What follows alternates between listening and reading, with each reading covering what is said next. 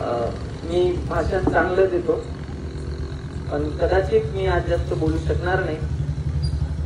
जेव्हा माझी नियुक्ती 7 जानेवारी 2022ला मला उपविभागीय अधिकारी पाथरी म्हणून मिळालं, तेव्हा बरेच लोकांनी मला सांगितलं की पाथरी मध्ये काम करणं अवघड आहे, पाथरी मधली परिस्थिती वेगळी आहे. आणि मी विचार केला की आपण जॉईन करू आणि नंतर 6-8 महिन्याने आपण बदली करून दुसरीकडे जाऊ. परंतु जेव्हा मी इथे जॉईन झालो, जेव्हा इथे मी स्थायिक झालो, आणि मी एक ठरवलं होतं की आपल्याला अपडाऊन करायचं नाही, म्हणजे परभणीहून यायचं, इथं काम करायचं आणि परत परभणीला जायचं नाही. आपल्याला राहायचं तर पाथरी मानवत या 2 शहरामध्येच राहायचं. आणि मग मी पाथरीमध्ये स्थायिक झालो. आणि नंतर जेव्हा 6 महिने झाले तेव्हा मला एवढं आवडलं इथं की इथले सर्व कॉलनीतले सर्व लोक, ऑफिस मधले सर्व लोक, आमचे स्नेही, सर्व पत्रकार, सर्व विविध विभागातले कार्यालयीन प्रमुख यांच्याशी एक नाळ जोडली की मग म्हटलं नाही, आपण इथं चांगलं काम करू शकतो, आपण इथंच कंटिन्यू करायला पाहिजे. आणि मागच्या 3-3.5 वर्षामध्ये खूप चांगले अनुभव आले.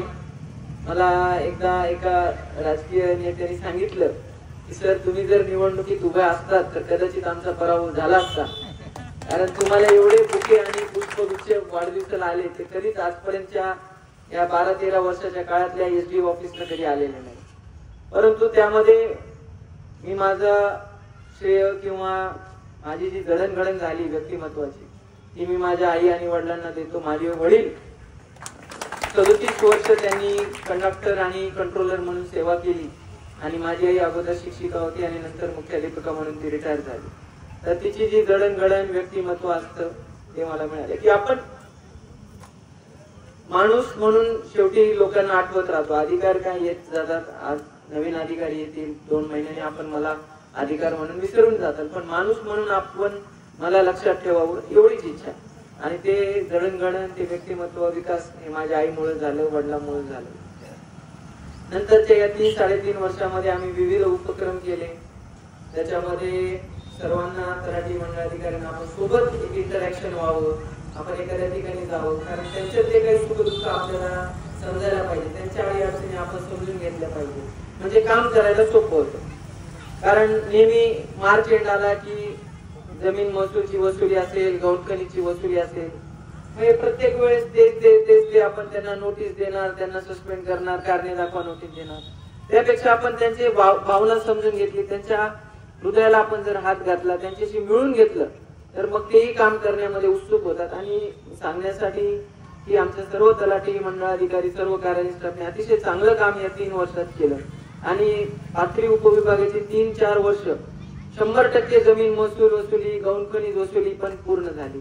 आणि त्याचं श्रेय मी आमच्या सर्व कार्यालयीन स्टाफ, आमच्या तलाठी मंडळ अधिकारी यांना देतो, कारण त्यांच्याशिवाय ते शक्य नव्हतं. नंतर ई चावडी, ई पीक पाणी आपल्याला त्यापैकी माहित असेल. ई पीक पाणी तर सर्व लोकांना माहित असेल, परंतु ई चावडी असेल. मी एक आवर्जून गोष्ट सांगतो की अहवाल 1 म्हणून असतो, जे आमच्या सर्व तलाठी मंडळाधिकाऱ्यांना ज्ञातच आहे. संभाजीनगर विभागात या 8 जिल्ह्यामधल्या सर्व तालुक्यामध्ये पहिले 2 तालुके असतील पाथरी आणि मानवत, ज्यांनी अहवाल 1 निरंक केला आणि D4 केला. आणि ते सर्व श्रेय तलाठी आणि जातं. म्हणजे त्यासाठी मला संभाजीनगर विभागीय आयुक्तांनी सुद्धा मला तसं कौतुक केलं की तुम्ही कशा पद्धतीने केलं. एक मीटिंग झाली होती, सुनील केंद्रेकर साहेब तेव्हा विभागीय आयुक्त होते. नंतर त्याचबरोबर या 3-3.5 वर्षामध्ये मला प्रशासकाचाही अनुभव घेता आला. पाथरी 1.5-2 वर्ष मी मानवतचाही प्रशासक होतो आणि सोनपेठचाही 3-3.5 वर्ष प्रशासक होतो. या काळामध्ये खूप चांगलं काम करता आलं. पाथरीमध्ये आपल्याला माहिती आहे कशा प्रकारची परिस्थिती होती, परंतु त्या परिस्थितीशी जुळून आपल्याला चांगलं काम कसं करता येईल ते मी प्रयत्न केला. आणि सोनपेठमध्ये तर अत्यंत चांगलं काम केलं. आणि या 3-3.5 वर्षामध्ये आम्हाला जवळपास 5 ते 7 कोटी रुपये बक्षीस स्वरूपात नगरपालिकेला मिळाले. नंतर एकदा आता 8-15 दिवसापूर्वी आमदार साहेब राजेशदादांनी एका ठिकाणी सांगितलं की साहेब जर नसते तरी इमारतच नसती, म्हणजे आतापर्यंत पडली असती. म्हणजे मी आल्यानंतरची इमारत आपल्याला माहित असेल. आणि नंतर मग आम्ही ते चेंज ओव्हर करण्याचा प्रयत्न केला, पूर्ण कलरिंग असेल व्यवस्थित, कारण एक एसडीएमचं ऑफिस आहे, त्या तिन्ही तालुक्याचा प्रमुख आहे, लोक त्याकडे त्या दृष्टीने येतात, न्याय मागण्यासाठी येतात. मग आपलंही ऑफिस तसं असावं.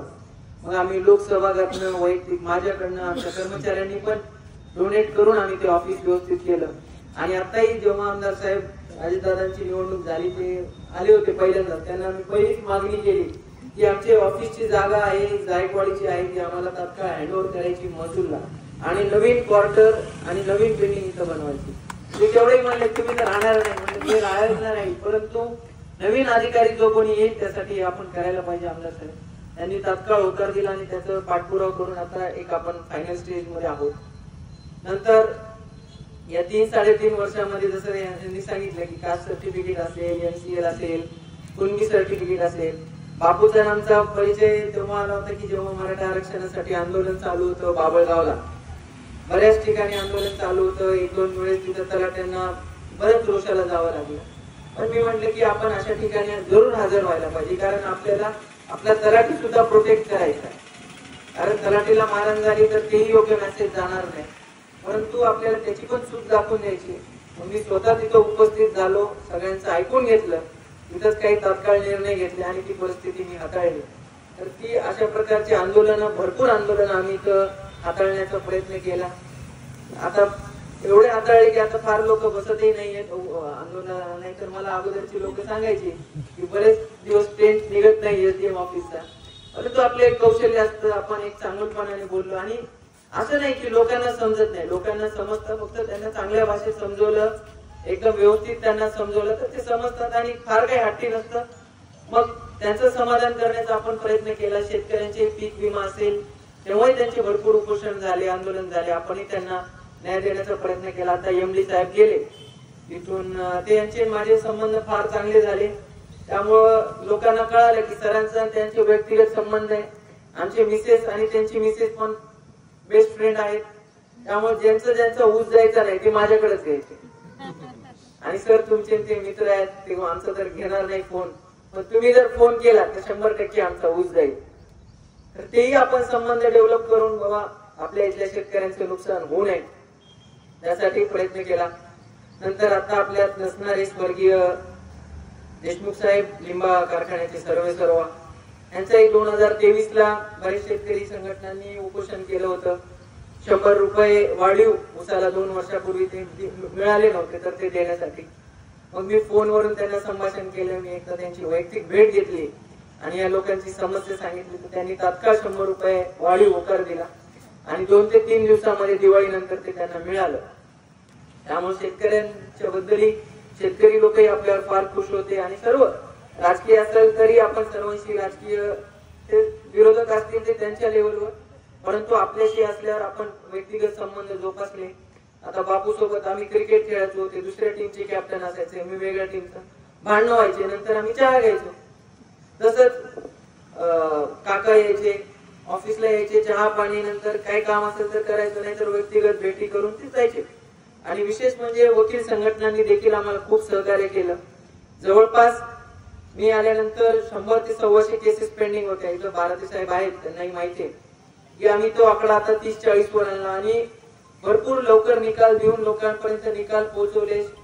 आणि सांगण्यास आनंद होतो की जवळपास मी दिलेले 95% निर्णय अप्पर जिल्हाधिकारी साहेबांनी अपील केले. म्हणजे तेवढी आपण पारदर्शकता ती त्या निर्णयामध्ये ठेवली आणि त्यामुळेच लोकांची फार काही किरकिर नाही, लोकांना समाधान झालं की आपल्याला निर्णय दिलेला आहे. आणि निर्णय दिल्यानंतरही त्याचं इम्प्लिमेंटेशनही होत नव्हतं तर तेही इम्प्लिमेंटेशन करण्याचा आपण प्रयत्न केला. कोतवाल भरती असेल, पोलीस पाटील भरती असेल, ही आपण अत्यंत पारदर्शक पद्धतीने केली. परभणी जिल्ह्यामधला फक्त हा एकमेव उपविभाग असेल, इथं पोलीस पाटील पण उपस्थित आहेत. मी खात्रीपूर्वक सगळ्यांसमोर सांगू शकतो की परभणीतला हा एकमेव उपविभाग असेल पाथरी, तिथं एकही पोलीस पाटलांची नियुक्त झालेल्याची आणि ज्याची नियुक्ती झालेली नाही असे एकाचीही तक्रार आलेली नाही. याला हे साक्षीदार इथले पोलीस पाटील. ही आपण पारदर्शकता पोलीस पाटील भरतीमध्ये ठेवली. कोतवाल भरतीमध्ये तर इंटरव्ह्यू पण नव्हता, तर ती अत्यंत पारदर्शक पद्धतीने जिल्हाधिकारी सरांच्या नेतृत्वाखाली झाली. तर अशा प्रकारे 3-3.5 आणि निवडणुकीबद्दल तर माझं पहिलीच निवडणूक होती. मी सगळ्यांना अगोदरच सांगायचो की बाबा मी ग्रामपंचायती इलेक्शन घेतलेलं नाही, मी सुद्धा EVM तुमच्यासारखंच पहिल्यांदा हाताळणार आहे. आणि या कामामध्ये आमचे तिन्ही तहसीलदार माचेवाड साहेब तर एक्सपर्ट होतेच आहेत, ते ऑन द वे आहेत, थोडा उशीर होईल त्यांनी अगोदरच सांगितलं. आणि आमचे हंडेश्वर साहेब अत्यंत अनुभवी आहेत, त्यांचा अनुभव जवळपास 30-35 वर्षाचा आहे. त्यांनी खूप चांगल्या पद्धतीनं जी जबाबदारी मी दिली ती त्यांनी अत्यंत चोखपणे बजावली. नंतर कावरके साहेब अत्यंत संयमी, मितभाषी, हसतमुख, त्यांनी अत्यंत किचकट पोस्टल सारखी किचकट प्रक्रिया आहे, 2-2.5 हजार मतदान, परंतु अत्यंत क्लिष्ट पद्धत होती, परंतु कुठेही 0% एरर फ्री असं काम त्यांनी केलं आणि त्यामुळेच आपलं काम अत्यंत चांगलं झालं.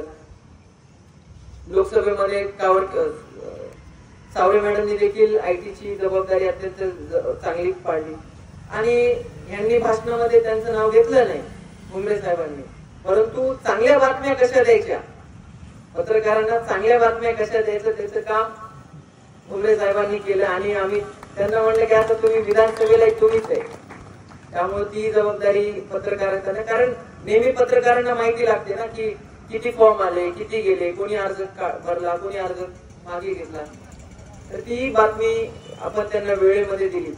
आणि एक म्हणजे पत्रकार बंधूंना एक नेहमी कौतुक असतं की विधानसभेचं तर काउंटिंग येतं होतं ITI कॉलेजमध्ये 23 नोव्हेंबरला. आणि मग भुमरे साहेबांनी सांगितलं, देशपांडे साहेबांनी सांगितलं, बाकी सर्व पत्रकारांनी मला सांगितलं की सर आम्हाला पण तिथे यायचंय. आणि माझी पण हातवलता होती की जे कार्ड दिलं जातं ते परभणीतल्या ठिकाणाहून दिलं जातं, परंतु आपण त्यामध्ये वरती वरिष्ठ पातळीवर बोलून आपण मॅक्झिमम पत्रकारांना आपण तिथे एंट्री देण्याचा प्रयत्न केला आणि त्यांनाही वेळोवेळी ती बातमी आपण दिली. त्यामुळं त्यांनाही ती बातमी त्यांनी लोकांपर्यंत पोहोचवली आणि कुठेही गोंधळ झाला नाही, कुठेही असं कळालं नाही की काही वेगळी बातमी जाते म्हणजे हा कॅन्डिडेट पुढे पण ऍक्च्युली दुसराच कॅन्डिडेट पुढे. व्यवस्थित ऑन टाइम रिअल टाइम बातम्या आपल्या प्रत्येक राऊंडने आपल्या बातम्या सर्वांपर्यंत पोहोचल्या आणि त्याचं श्रेय मी सर्व आमच्या टीमला देतो, आमच्या सर्व तहसीलदार, नायब तहसीलदार, इतर कार्यालयीन प्रमुख यांना देतो. आणि असा हा 3.5 वर्षाचा काळ माझा इथं पर्यंत आला. सगळ्यांचं श्रेय मला, सगळ्यांचं सहकार्य मला मिळालं आणि सगळ्यांच्या सहकार्यानेच हे काम आपण इथपर्यंत पोहोचवलं, त्याबद्दल मी सगळ्यांचा ऋणी आहे. आणि आपल्या सर्वांचे आशीर्वाद मला, माझ्या परिवारावर कायम असू द्या.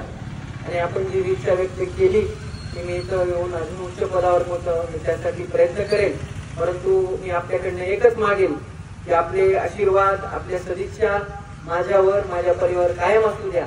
कारण तुमच्या सदिच्छा आणि आशीर्वादाच्या बळावरच मी 3-3.5 वर्ष काम करू शकलो. आणि फक्त अजून एक मुद्दा राहिला की पोलीस पाटील आहेत, सर्व पोलीस पाटील माझ्या चांगलेच परिचयाचे आहेत, परंतु विशेषतः गोदा काठचे सर्वच परिचय आहे, सर्वांचा मोबाईल नंबरही माझ्याकडे सेव्ह आहे.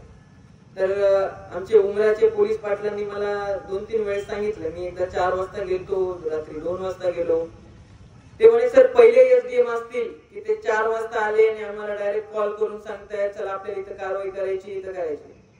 आणि तसेच गुणचे पोलीस पाटील आमचे असतील, मी गुणला तर जवळपास 50 वेळेस गेलो असेल, डाकू पिंपरीलाही 50 वेळेस गेलो असेल. मला तिथला गट ना गट माहितीये, गुणचा गट ना गट, रस्ते ना रस्ते, गावातले रस्ते माहितीये, उमराचे खदगवान कुठे, डाके पिंपरी कुठे, सर्व माहिती. म्हणजे आपणही उत्सुकपणे काम केलं, घुसून काम केलं आणि जे दायित्व आपल्याला दिलेलं आहे ते जर आपण व्यवस्थित पार पाडलं तर निश्चित मजा येते. फक्त म्हणजे काम करताना देखील मजा घेतली पाहिजे. आणि या कामामध्ये देखील मला नेहमी सहकार्य आमच्या मिसेसने केलं की असं नाही की आपलं काय चला आपलं 10 ते 6 असं नाही, तिने पण मला नेहमी सहकार्य केलं. तिच्या सहकार्यानं, तिच्या सोबतीमुळे आज 3-3.5 वर्षामध्ये मी एवढी माणसं कमवली आणि हा कार्यक्रम माझा अत्यंत व्यवस्थित गेला. त्यामुळे मी सर्वांचे इथं उपस्थित असणारे, इथं काही कारणास्तव उपस्थित नसणारे किंवा काही कारणास्तव येऊ न शकणारे सर्वांचा मी ऋणी आहे, सर्वांचा मी खूप खूप आभारी आहे. धन्यवाद. थँक्यू. धन्यवाद सर. अशी का खरे येती